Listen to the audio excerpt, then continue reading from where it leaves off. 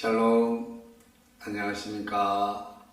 오늘은 사순절 33번째 날입니다. 오늘도 주님과 함께하는 행복한 하루 되시기 바랍니다. 오늘은 마가복음 14장 12절로 21절의 말씀입니다. 제가 봉독하겠습니다.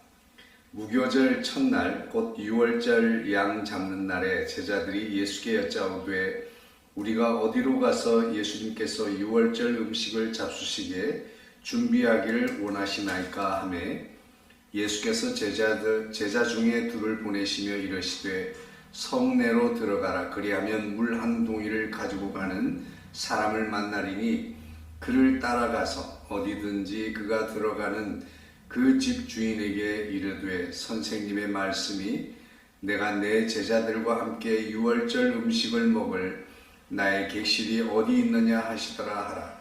그리하면 자리를 펴고 준비한 큰 다락방을 보이리니 거기서 우리를 위하여 준비하라 하시니 제자들이 나가 성내로 들어가서 예수께서 하시던 말씀대로 만나 유월절 음식을 준비하니라.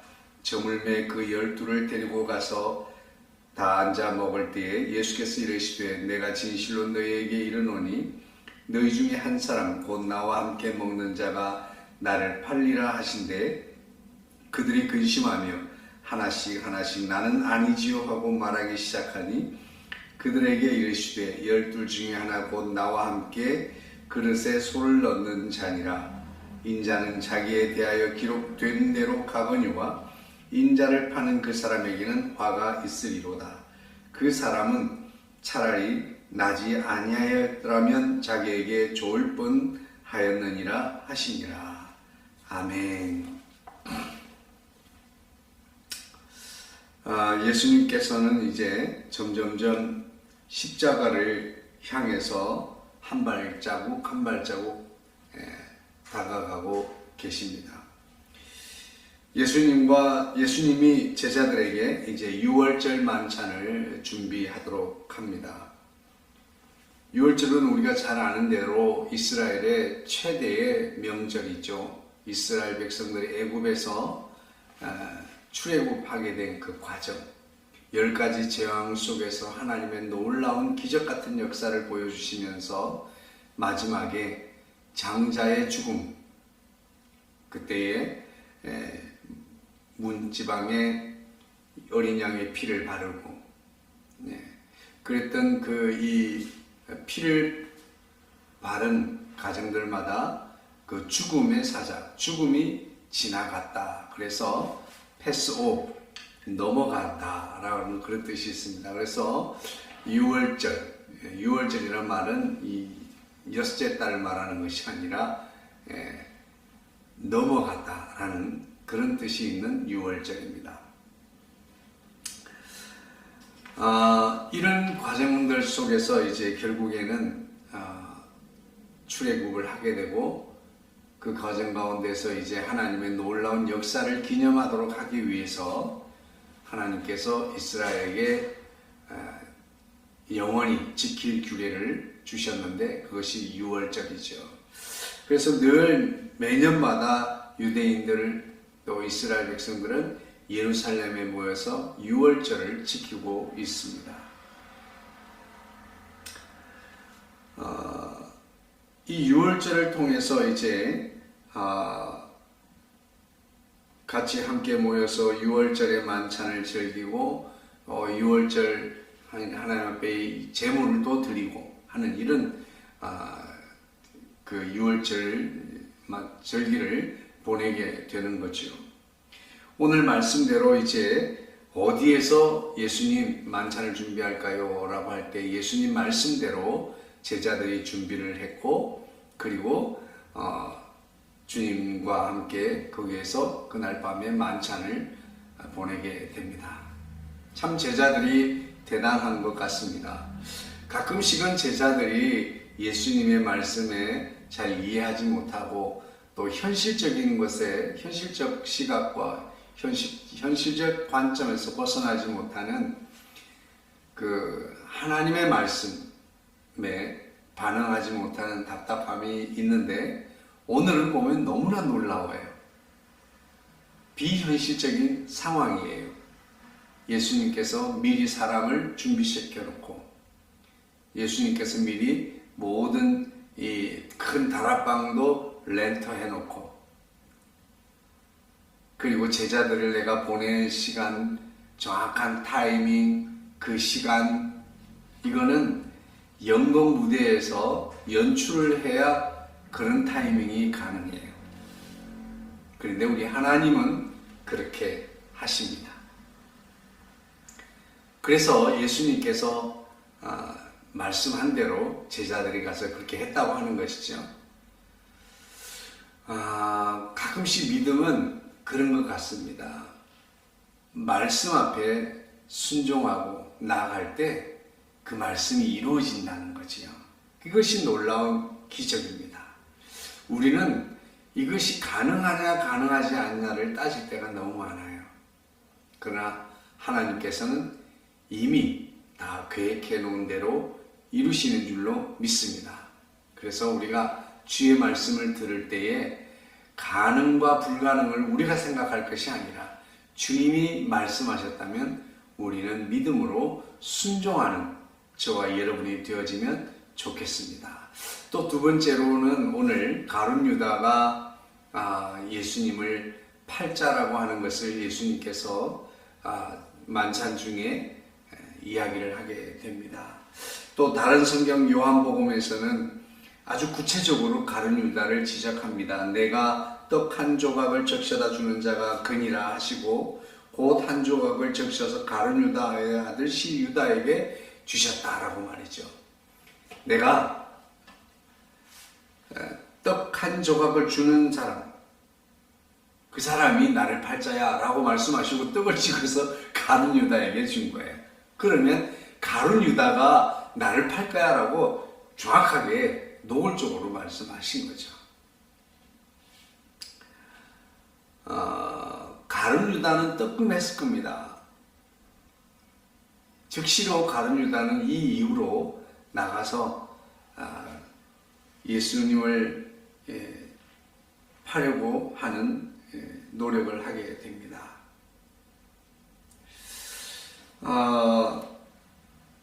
그리고 예수님께서는 네가 하는 일을 속히 하라 이렇게 말씀하고 있습니다.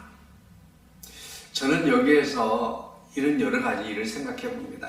마치 예수님께서 그 마을에 이제 만찬을 위해서 제자들이 어떻게 하면 좋을까요? 라고 물을 때 시내로 들어가면 물동이를 이고 가는 여인이 사람이 있을 텐데 그 사람에게 예비된 다락방을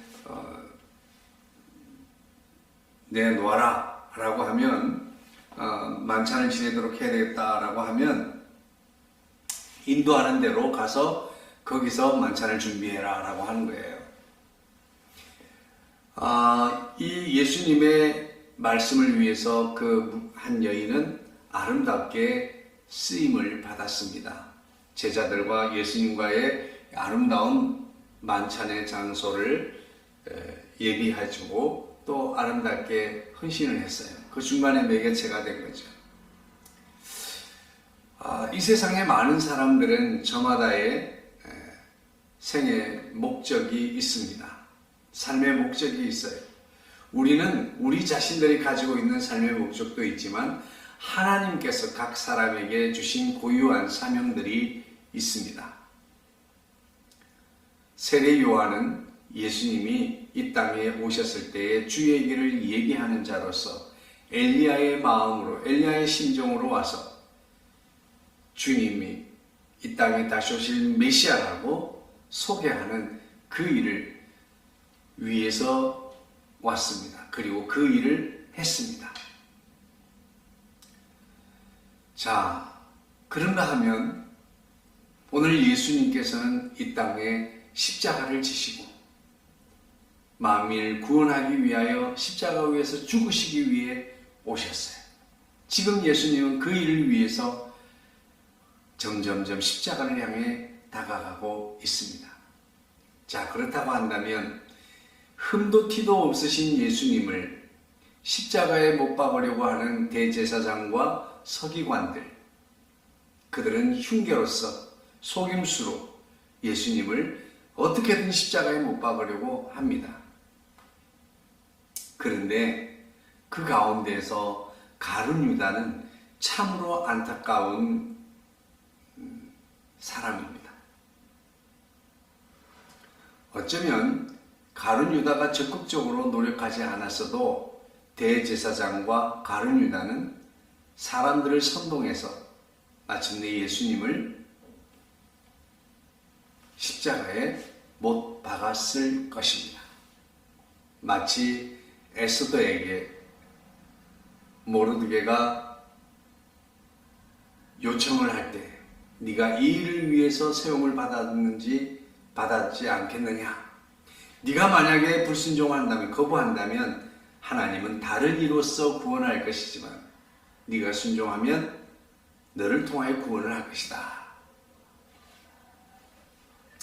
자, 여기서 우리는 제가 말씀을 드리고 싶은 것은 오늘 저와 여러분은 하나님께 선한 도구로 쓰임 받는 자가 되기를 사모하시면 좋겠습니다. 모두에게는 좋은 역할들이 있습니다.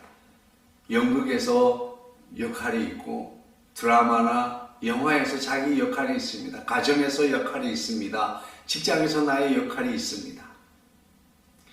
그런데 그 역할이 평화를 만들고 서로를 유익하게 하고 힘이 나게 하고 기분이 좋게 하고 도움이 되게 하는 그런 역할을 하는 사람이 있는가 하면 어떤 사람은 마음이 상하게 하고 기분이 나쁘게 하고 분위기가 깨지게 하고 힘을 빼고 생산성이 떨어지게 하는 역할을 하는 사람들이 있습니다. 여러분, 만약에 가룟 유다가 예수님의 이 떡 한 조각을 지어줄 때 주여 죽여주시옵소서, 내가 잘못 생각했습니다. 내가 육신으로 이 땅에 오는 메시아 예수님이 왕이 될 거라고 생각했는데 예수님이 십자가에 죽으신다니까 너무 화가 나서 내가 그런 순간적으로 그런 생각을 했습니다. 저는 주님을 따르겠습니다라고 회개했다면, 예수님은 이미 가룟 유다라는 걸 알고 있습니다. 그럼에도 처음부터 알고 있었어요. 예수님은 그가 회개하기를 기다리셨습니다. 그가 회개했다고 해서 예수님이 십자가에 못 박히지 않으셨을까요? 그렇지 않습니다. 하나님은 또 다른 누군가를 통해서, 그러나 기왕이면 가룟 유다가 아닌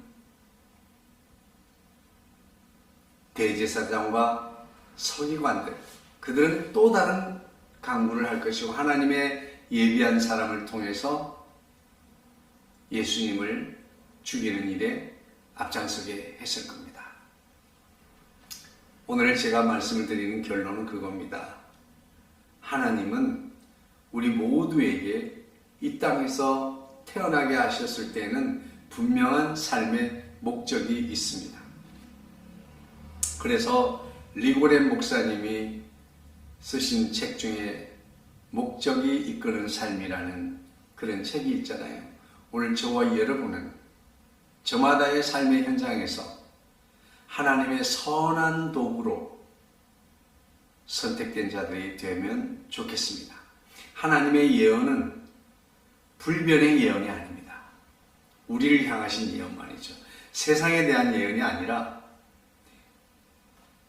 니느웨를 향해 가던 요나의 경우도 마찬가지입니다. 순종의 경우와 불순종의 경우가 있습니다. 하나님은 순종의 경우에 주실 복과 불순종의 경우에 받을 저주를 동시에 예언하시는 분이십니다.